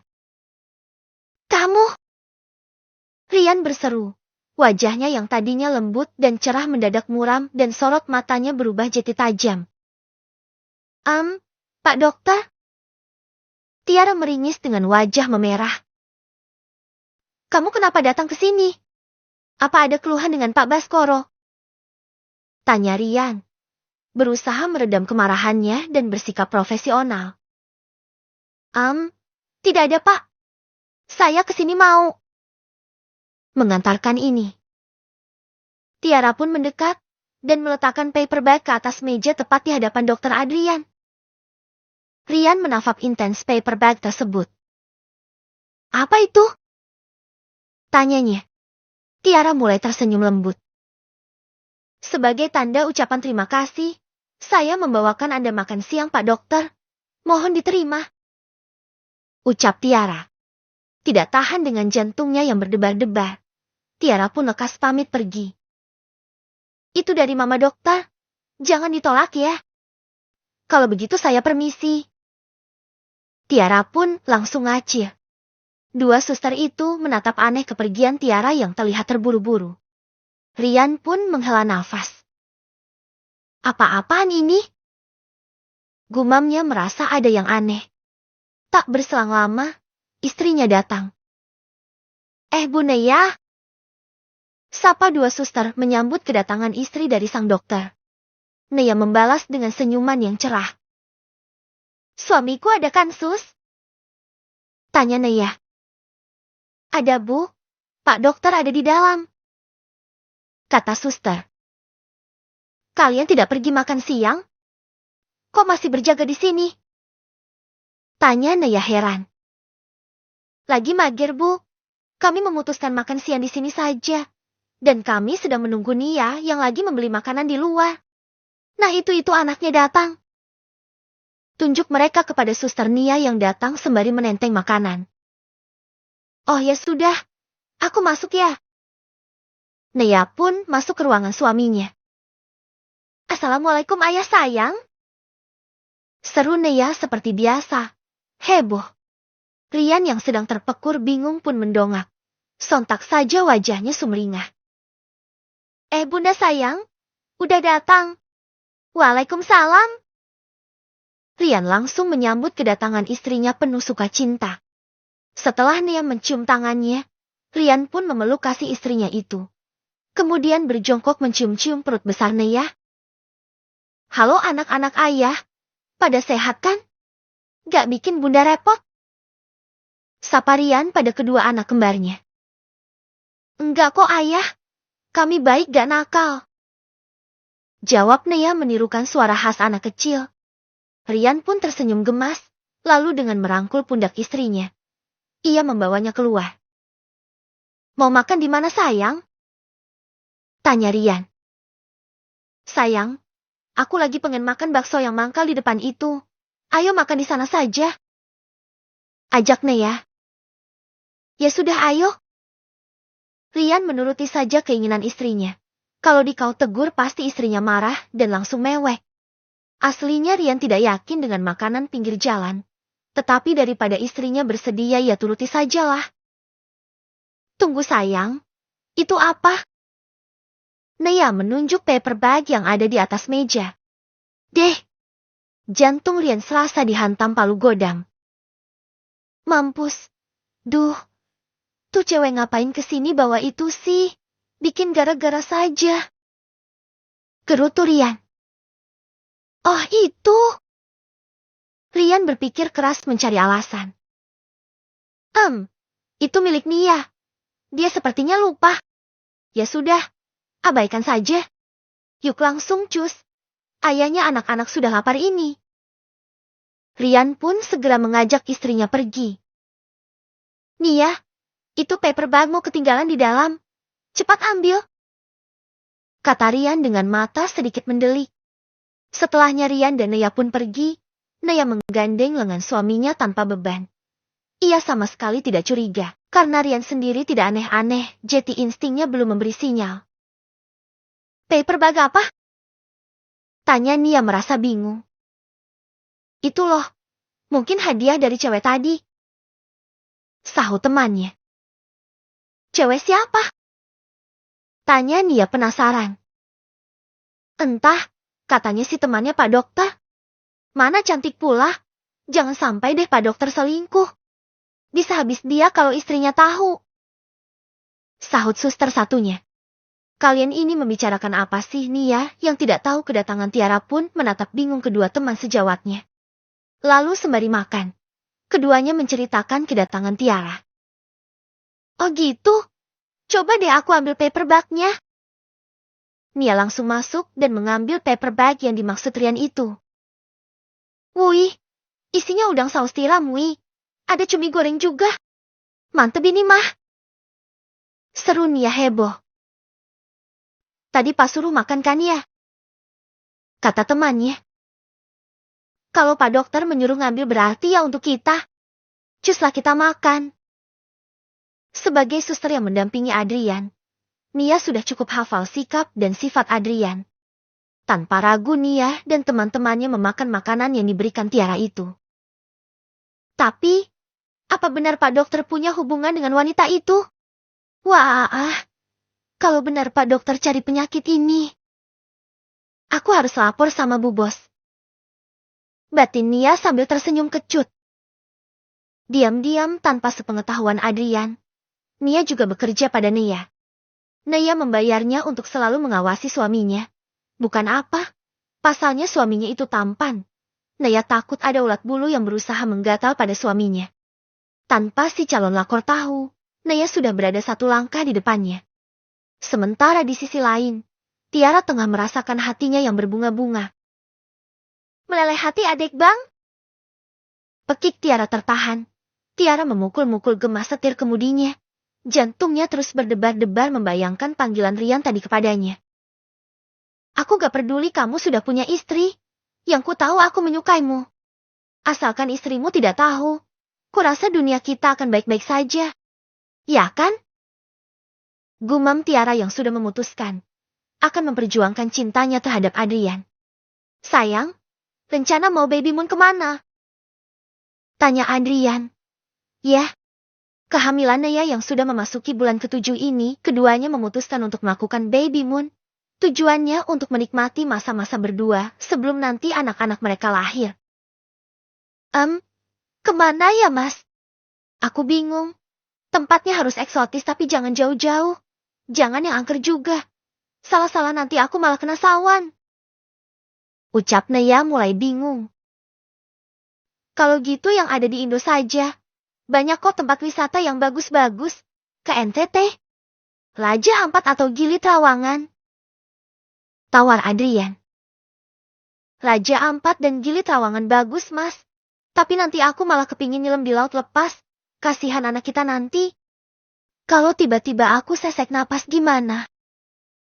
Ujar Naya, mulai tergiur setelah melihat pemandangan alamnya dari internet. Ya, terus? Maunya kemana? Apa mau keluar negeri lagi? Aku terserah kamu saja sayang. Kamu pilihlah yang ingin kamu kunjungi. Rian menyerahkan kepemilihan terhadap istrinya. Setelah lumayan lama scroll di internet, akhirnya Naya menjatuhkan pilihannya di Bali. Bali ajalah mas, walau udah beberapa kali ke sana. Tapi aku belum pernah menikmati tempat wisatanya. Kata Naya. Serius, gak nyesel nih? Tanggap Adrian. Enggak, kamu cari hotel yang eksotis gitu, yang dekat pantai, kalau sore kita bisa selalu menikmati sunset. Kata Naya sudah yakin. Oke, aku tahu hotel yang bagus. Jangan pesan sekarang dong. Kita berangkat nanti selepas acara 7 bulanan aja. Sekalian minta didoakan agar perjalanan pulang pergi lancar dan selamat. Cegah Naya ketika Rian sudah hendak memesan paket baby moon. Rian pun mengangguk. Ia tidak jadi pesan. Ia akan memesan paket baby moon dan tiket pesawat jika nanti sudah dekat. Acara 7 bulanan masih akan dilaksanakan sekitar 8 hari lagi. Ya sudah, mas mau ke ruang kerja sebentar ya. Mau cek file-file yang belum sempat mas lihat. Pamit Rian. Sebagai pimpinan rumah sakit, kini kesibukan Rian semakin bertambah. Tetapi sebisa mungkin Rian meluangkan waktunya untuk sang istri tercinta. Jangan lama-lama ya mas. Kamu tahu kan aku gak bisa tidur kalau gak cium bau ketek kamu. Kata Naya sambil mengedipkan sebelah matanya. Rian pun terkekeh geli. Heran aku. Bawaan bayi kok aneh banget. Ngidam kok bau ketek ayahnya. Kekeh Rian sembari mengusap gemas perut istrinya. Ya namanya bawaan bayi sayang. Asal ketekmu gak bau jengkol saja. Aku mah masih bisa tahan. Kata Naya. Lah mana ada aku makan jengkol sayang? Rian memprotes. Ya siapa tahu kamu nyidam lagi pengen makan jengki. Ujar Naya sembari terkikik geli. Teringat beberapa bulan yang lalu ketika Rian suaminya mendadak nyidam pengen makan jengkol. Biasanya Rian anti dengan makanan yang berbau seperti itu. Petai dan jengkol adalah makanan haram bagi Rian. Tetapi ketika istrinya hamil, mendadak dokter muda itu ingin makan makanan tersebut. Sedangkan Naya yang sangat suka sekali dengan dua makanan tersebut malah kebalikannya. Naya Jeti tidak doyan makan petai maupun jengkol. Jangankan memakannya, mencium baunya saja Naya sudah mau pingsan. Dan ketika Rian memakan jengkol waktu itu, Naya tidak mau tidur bersama suaminya. Naya mengunci kamar dan menyuruh suaminya untuk tidur di luar, dikarenakan Naya tidak kuat mencium aroma yang keluar dari hembusan nafas suaminya. Dan karena hal itu pula, Rian berusaha menahan diri agar tidak memakan makanan yang berbau khas itu. Ia kapok tidur di luar. Gak akan. Nanti malah kamu suruh aku tidur di luar lagi. Wajah Rian mulai tak enak dipandang. Hahaha. Nea malah terbahak. Ya sudah, sana cepat selesaikan pekerjaanmu. Usir Nea. Ia pun mulai fokus dengan drama yang ditayangkan di TV itu. Cuk. Rian mencium kening istrinya terlebih dahulu. Juga mengusap sayang kepala sang istri. Baru setelah itu ia beranjak menuju ruang kerja yang juga terletak di lantai bawah. Ting! Saat fokus dengan drama yang ditonton, tiba-tiba saja ada sebuah pesan masuk ke dalam ponsel Nea. Nea pun langsung meraih dan melihat siapa si pengirim pesan tersebut. Suster Nia? Gumam Nea sedikit heran. Penasaran Nea pun membuka pesan tersebut. Setelah membaca pesan dari Suster Nia, mendadak wajah Nea pun berubah jadi muram. Kedua rahangnya mengeras. Ia juga meremas ponselnya itu. Kamu berbohong, Mas. Gumamnya merasa kesal. Walau begitu, ia tak ingin berprasangka buruk terhadap suaminya. Bergegas ia membuka aplikasi yang dimana memperlihatkan rekaman CCTV di ruangan kerja suaminya. Ya, untuk antisipasi, diam-diam Nea memasang 2 CCTV di ruangan kerja suaminya. 1 CCTV masing-masing dipasang di ruang kerja Rian. Rian sendiri memiliki 2 ruangan, yakni 1 ruangan praktek khusus dokter spesialis sedangkan 1 lagi ruangan pemimpin. Nea memperhatikan dengan cermat. Apa yang terjadi tadi siang? Siapa wanita itu? Aku mengenalnya. Gumam Nea memperhatikan sosok Tiara dari layar ponselnya. Terlihat suaminya tidak memberikan respon apapun. Yang ada suaminya malah terkejut. Fix, ini ulat bulu yang berusaha menggatal pada suaminya. Lihatlah. Dia sudah ger duluan ketika suamiku memanggil sayang. Cibir Nea dengan suasana hati yang mulai kesal. Ia tahu sayang itu ditujukan untuknya. Tetapi yang membuatnya kesal. Kenapa tadi siang saat ia bertanya suaminya malah tidak jujur? Padahal semenyakitkan apapun, Nea lebih memilih suaminya jujur daripada dibohongi seperti ini. Tetapi setidaknya Nea dapat bernafas lega. Terbukti suaminya tidak bermain serong dengan wanita itu. Hanya saja wanita itu sepertinya suka dengan suaminya. Ini tidak bisa dibiarkan. Lama-lama suamiku bisa kecantol beneran. Laki-laki itu diibaratkan kucing garong. Sesetia apapun suamiku. Tetapi jika disuguhkan ikan segar terus, bisa-bisa Mas Rian tergoda. Dia itu manusia. Lelaki dominan bernafsu besar. Apalagi jika wanita itu bermain licik. Bisa terjebak suamiku nanti. Gumam Nea mulai ketak-ketir. Apalagi pelakor zaman sekarang suka sekali bermain licik. Menjebak adalah salah satu keahlian pelakor. Mana dia cantik lagi. Tapi lebih cantikan aku sih. Tapi dia tetap berbahaya. Aku harus waspada. Gumam Nea lagi. Kemudian ia mulai mengirimkan pesan balasan untuk Suster Nia. Sus, laporkan terus kegiatan suamiku di sana. Terutama jika belatung nangka itu datang kembali. Kamu harus segera melaporkannya padaku. Mengerti? Pesan Nea langsung terkirim. Tak lama bercentang biru. Belatung nangka? Balas Nia dengan emoji bingung. Maksudku wanita itu Nia. Balas Nea lagi. Oh, iya Bu. Saya akan terus mengawasi Pak Dokter dan terus melapor pada Anda. Balas Nia yang sudah mengerti. Bagus. Pesan pun berakhir. Nea menghembuskan nafasnya gusar. Ada-ada saja. Pelakor lagi. Bosan aku. Tapi awas saja kalau itu ulet keket macam-macam. Habis kamu sama aku. Gumam Nea mengerutu kesal. Fokusnya pun jadi ambiar gegara sosok Tiara. Tak lama kemudian Rian datang kembali. Sayang, kok wajahnya cemberut? Pasti gara-gara film lagi ya. Udah matiin, yuk tidur. Mas kangen nih, pengen jenguk dedek-dedek Utun. Rian meringsek mendekati istrinya.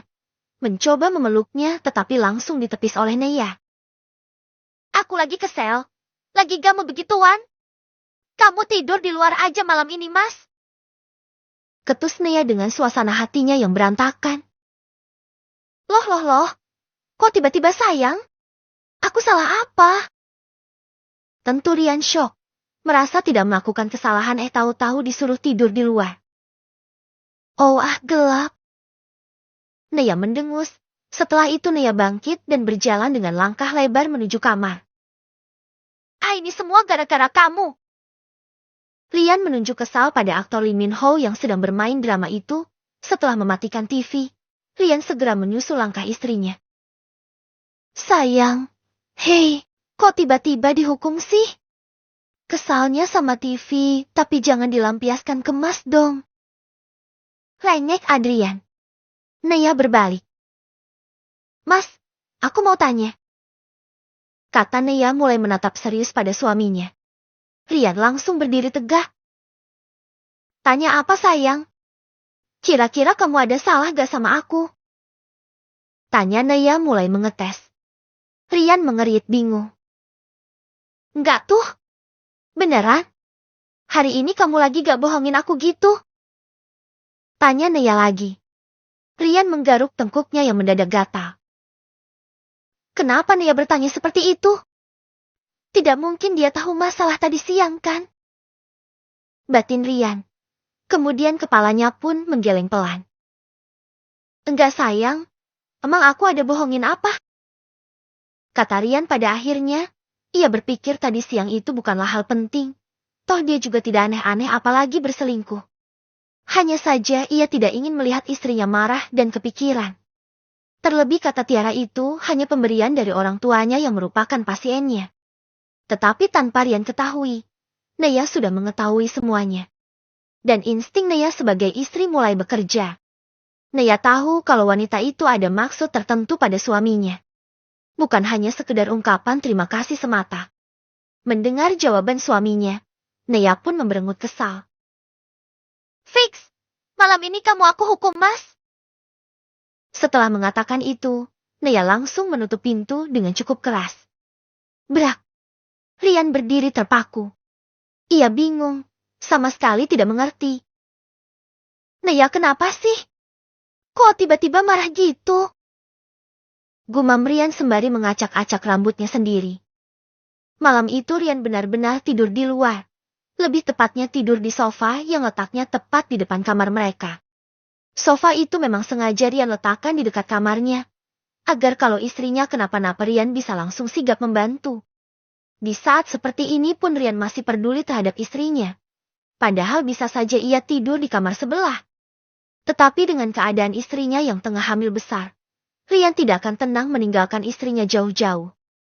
Jadi, ia lebih memilih tidur di sofa sembari menjaga istrinya dari luar. Walau begitu, Rian dapat tidur dengan nyenyak. Sofa yang ia pilih sengaja sofa lipat, yang sewaktu-waktu bisa ia rubah menjadi kasur. Dan pagi ini, keduanya tengah perang dingin. Mereka melakukan sarapan dalam diam. Dengan sesekali Rian mencuri-curi pandang pada istrinya. Sayang, udahan dong ngambeknya. Kamu bikin aku bingung deh. Perasaan tadi malam kita baik-baik saja. Kok tiba-tiba marah dan menghukum Mas? Kamu lagi baper sama drakor ya? Rian tidak tahan berperang dingin dengan istrinya. Ia terbiasa melihat sikap manja istrinya. Jadi ketika Naya bersikap dingin, ia merasa seperti kehilangan. Bukan. Jawab Naya singkat. Lalu? Kalau bukan gara-gara drakor apa dong? Tanya Rian dengan raut wajah yang bingung. Naya pun menghela nafasnya. Kemudian ia menatap tajam suaminya itu. Mas, kamu masih ingat gak apa yang paling aku benci dalam sebuah rumah tangga? Tanya Naya balik. Kening Rian berkerut dalam. Ketidakjujuran dan selingkuh. Sahut Rian. Nah itu tahu. Cetus Naya kembali menyuap makanan lagi ke dalam mulut. Rian nampak terheran-heran. Ia merasa tidak melakukan kedua-duanya. Mana ada ia main belakang apalagi berbohong dari istrinya.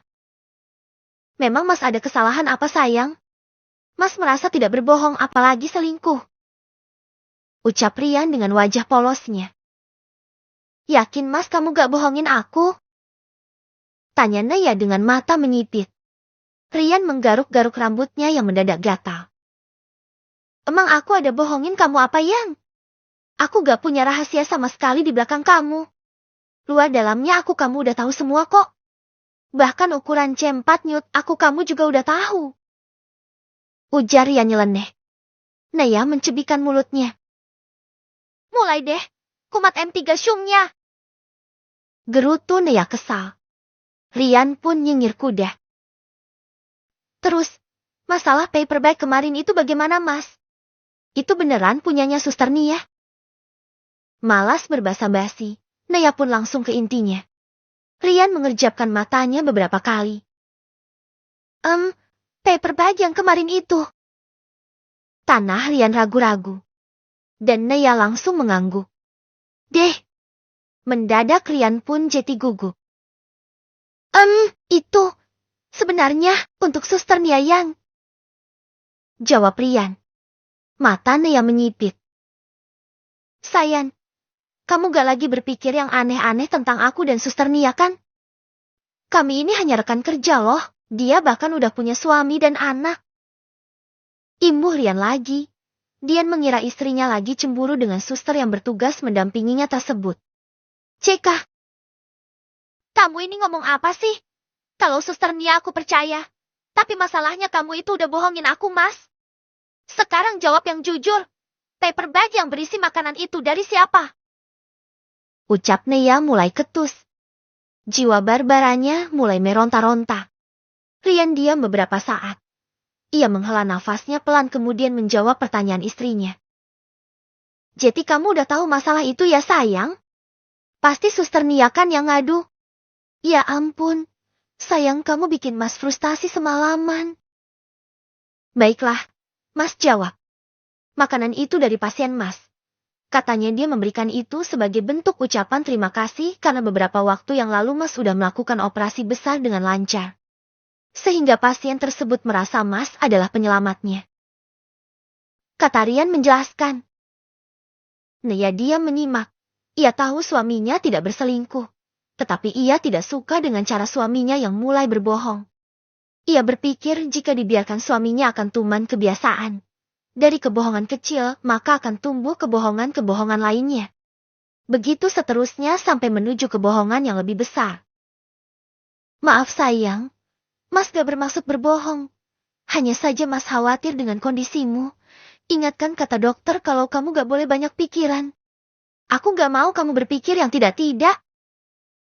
Percayalah, mas ini tidak akan pernah berkhianat. Imbuh Rian lagi. Rian mulai mengerti mengapa istrinya sampai marah. Selain tidak ingin istrinya banyak pikiran. Sejujurnya terselip rasa takut di hati Rian. Ia takut kalau istrinya bakalan mengamuk. Ia tahu seberapa besar kebarbaran istrinya. Ditambah ada sosok Tuan Guntur di belakang Nea. Diam-diam Adrian takut dijadikan perkedel oleh kakek dan cucu tersebut. Sebenarnya sebagai lelaki Rian tidak takut terhadap Nea. Tetapi berhubung Nea itu belahan jiwa yang amat ia cintai membuatnya tak kuasa melawan. Oh, jadi wanita cantik itu pasienmu. Sejak kapan mas? Kulihat dia sehat-sehat aja tuh. Celetuk Nea menanggapi. Bukan. Wanita itu anaknya pasien aku sayang. Jawab Rian langsung. Tapi, bagaimana kamu tahu kalau itu wanita muda dan cantik? Tanya Rian dengan tatapan herannya. Mata Nea melotot saat mulut Rian menyebut wanita itu cantik. Sontak saja. Tangannya yang sudah gatal dari tadi pun menjewer telinga Adrian. Wah. Aduh, sayang, sakit. Kok mas dijewer sih?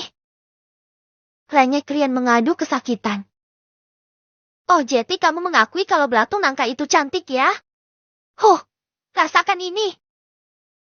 Kesal Nea setengah mampus. Loh kan tadi kamu yang bilang kalau wanita itu cantik. Aku hanya mengulang perkataanmu saja sayang. Sanggah Rian mencoba membela diri. Akhirnya Nea pun melepaskan curannya. Lalu perempuan yang tengah hamil besar itu pun menghela nafasnya kasar. Dengar mas, apapun itu, aku paling tidak suka dibohongi. Jangan tanya aku tahu dari mana. Karena sebagai istri aku punya insting yang kuat. Istri-istri di dunia ini pasti bisa merasakan kalau suaminya mulai bertingkah. Ketus Nea menegaskan. Rian masih menggosok-gosok telinganya. Hampir saja telinganya putus oleh ulah istrinya. Dan dengan wajah yang sedikit protes, ia mulai berucap. Tapi sayang, Mas sama sekali gak bertingkah. Mas hanya takut terjadi sesuatu sama kamu dan dedek-dedek Utun. Jadi terpaksa Mas gak jujur. Kata Rian. Lain kali jangan seperti itu Mas. Semenyakitkan apapun itu, kamu harus jujur. Tidak ada yang boleh ditutup-tutupi dari istri maupun suami. Selain kepercayaan, kejujuran juga merupakan pondasi kedua dalam rumah tangga. Dan asal Mas tahu, walau kamu tidak jujur pun, kami para istri akan tetap uring-uringan. Karena apa? Karena kami para istri punya insting. Apalagi aku sudah pernah merasakan dikhianati, instingku 2 kali lipat lebih tajam. Rian pun terlihat langsung menyesal. Lalu ia meraih tangan istrinya dan menggenggamnya dengan erat. Maaf ya sayang, Mas gak bermaksud berbohong. Baiklah, kedepannya tidak akan ada kebohongan sekecil apapun itu. Mas akan selalu jujur kepadamu. Kata Rian dengan perasaan yang bersalah. Ternyata ia berbohong pun juga membuat istrinya tidak tenang. Baiklah, karena semalam sudah aku hukum jadi kali ini Mas aku maafkan. Tapi, ngomong-ngomong, nama wanita itu siapa Mas? Tanya Naya ingin tahu. Mas gak tahu sayang. Kenal aja enggak? Dia kan cuma anak dari pasien Mas. Jawab Rian, yang memang tidak mengetahui nama Tiara. Naya mengangguk kecil.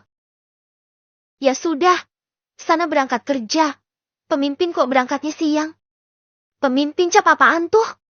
Lah terus kamu sendiri. Gak berangkat kerja. Kenapa jam segini masih pakai daster? Rian menatap heran istrinya. Biasanya istrinya sudah berpenampilan rapi, dan mereka akan berangkat kerja bersama. Hari ini aku mau libur dulu Mas. Lagi pengen mageran di rumah. Sahut Naya. Kenapa tidak ambil cuti saya sih sayang? Perutmu udah besar gini loh. Rian mengusap-usap perut besar istrinya. Mereka sudah berbaikan. Kamu ini ada-ada saja. Mana ada bos cuti dari pekerjaannya. Lagi pula aku kerja cuma cek-cek yang penting aja kok Mas. Yang lain dikerjakan Windy. Nanti juga tuh anak kesini bawain dokumen yang harus ku tanda tangani. Ujar Naya sambil terkekeh pelan. Pesanku jangan kerja terlalu berat. Ya sudah Mas berangkat sekarang ya. Dadah dedek Utun. Dadah bunda. Rian berpamitan, tak lupa mencium kening dan perut besar sang istri.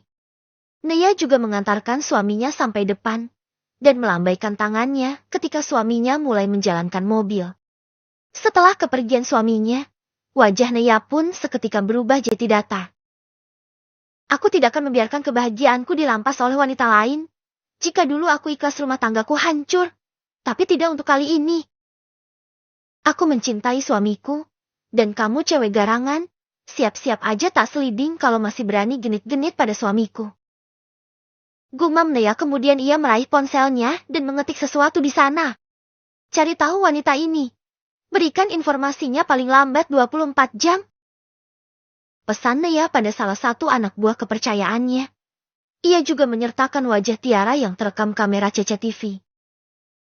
Siap. Laksanakan Bu Bos.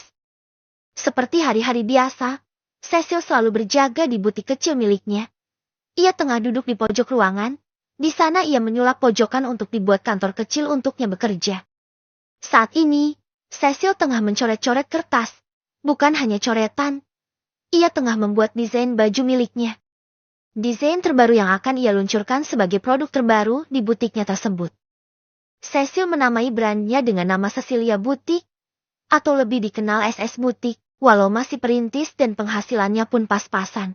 Tetapi Cecil tidak menyerah. Ia terus berusaha dan mengembangkan usahanya tersebut. Kini pikirannya sudah terbuka. Ia ingin sukses dengan kerja kerasnya sendiri. Apalagi ada seorang teman baik yang terus mensupport dirinya. Orang itu, dulunya seseorang yang pernah ia bully dan ia hina ketika duduk di bangku kuliah. Tetapi di saat ia jatuh semua teman-temannya menjauh dan tidak ada yang sudi menolong. Justru seseorang yang ia hina dan ia kucilkan itu yang menolongnya. Mengulurkan tangan untuk membantu dan mensupportnya untuk bangkit dan menerima keadaan. Dia adalah Kartika, yang kini menjadi teman baiknya, dan kini juga bekerja padanya. Dari Tika pikiran Cecil perlahan terbuka dan menyadari kalau selama ini yang ia lakukan itu salah. Bos, di luar ada yang nyari tuh. Cecil mendongak. Terlihat ada Tika sahabatnya yang menghadap padanya. Siapa Tik? Kak Dirga. Sahut Tika. Wajah Cecil langsung masam ketika mendengar nama Dirga disebut. Kak Dirga? Mau apa dia kesini? Ucap Cecil nyaris bergumam. Tika mengendikan bahunya. Pertanda tidak tahu. Gak tahu. Cepat sana temuin. Oh ya pesanku hati-hati ya. Kata Tika. Kening Cecil mengkerut. Hati-hati. Cecil menatap heran pada Tika. Iya, kamu lupa dulu kamu pernah begitu mengecewakan Kak Galang. Ah bukan mengecewakan lagi sih. Tapi kamu sudah membuatnya malu dengan menolak dan menghinanya di depan orang banyak. Dan Kak Galang itu sahabat Kak Dirga. Kalau aku bisa gak menyimpan dendam sama kamu, belum tentu orang lain gak dendam sama kamu Sil. Hati manusia itu tidak sama. Saranku berhati-hatilah. Dilihat dari wajah Kak Dirga, dia itu serem. Ujar Tika mengingatkan masa-masa Cecil ketika masih di atas. Dulu, Cecil begitu sombong dan juga angkuh, sering membuli tak ayal juga menghina. Sebenarnya banyak yang tak menyukai Cecil, tetapi tidak ada yang berani melawan karena tahu Cecil adalah cucunya seorang Guntur Mahesa.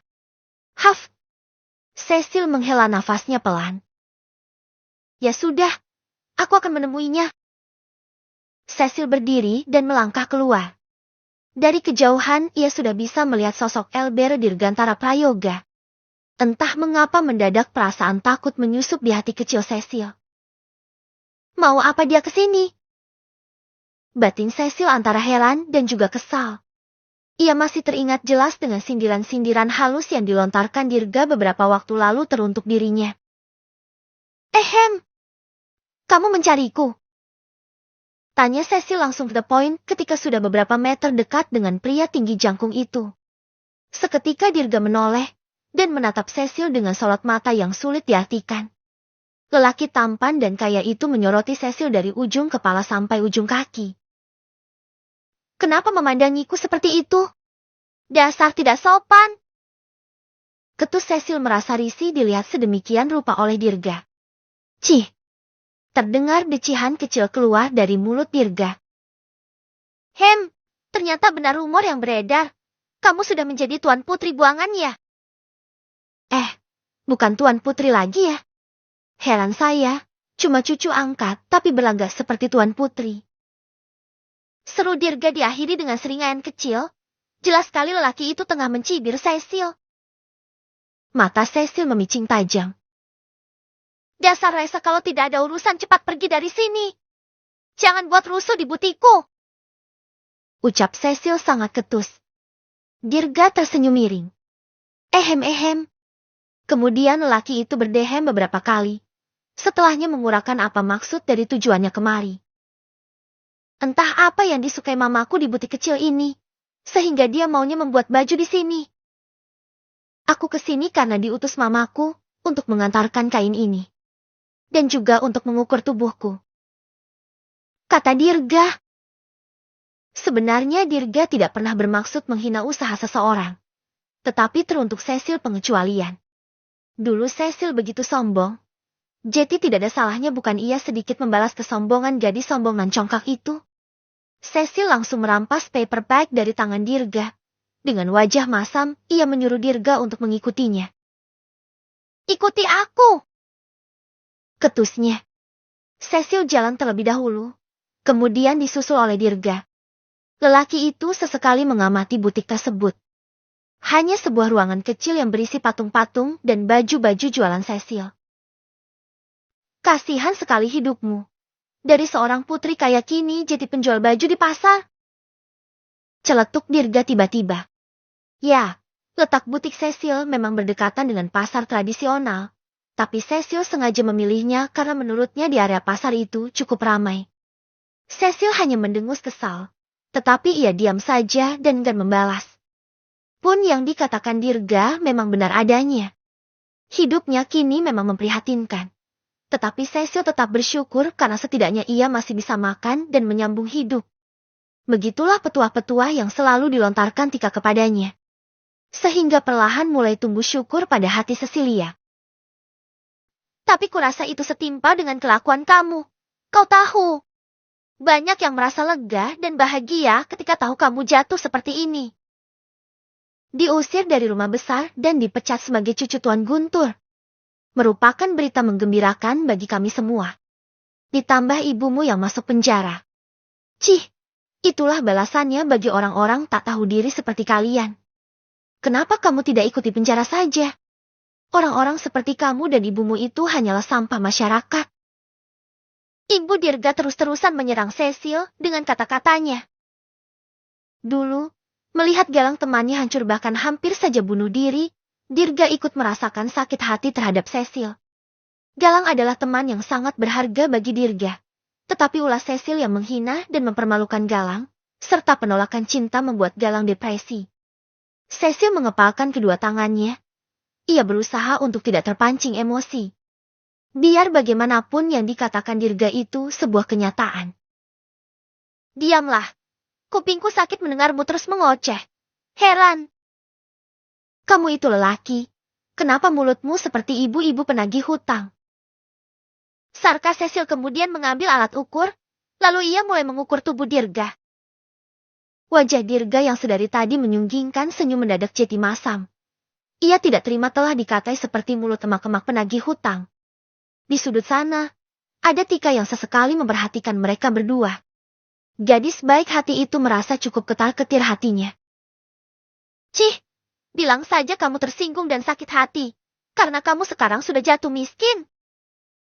Ah, sebenarnya dari awal kamu itu sudah miskin, hanya saja berlagak seperti orang kaya. Balas Dirga tak kalah ketus. Cecil acuh dan terus mengukur badan Dirga. Tak berselang lama ia selesai. Catatan untuk ukuran baju Dirga pun sudah ia simpan. Sudah selesai. Sekarang pergilah. 2 macam minggu lagi bajunya akan aku kirim. Usir Cecil. Jadi begini pelayanan dari Cecilia Butik. Cih, sangat-sangat buruk. Tanggap Dirga. Cecil menghembuskan nafasnya kesal. Ternyata menghadapi seorang Dirga itu tidak mudah. Ia harus memanjangkan ususnya agar tidak terpancing emosi. Tuan Dirga yang terhormat, pengukuran bajunya sudah selesai.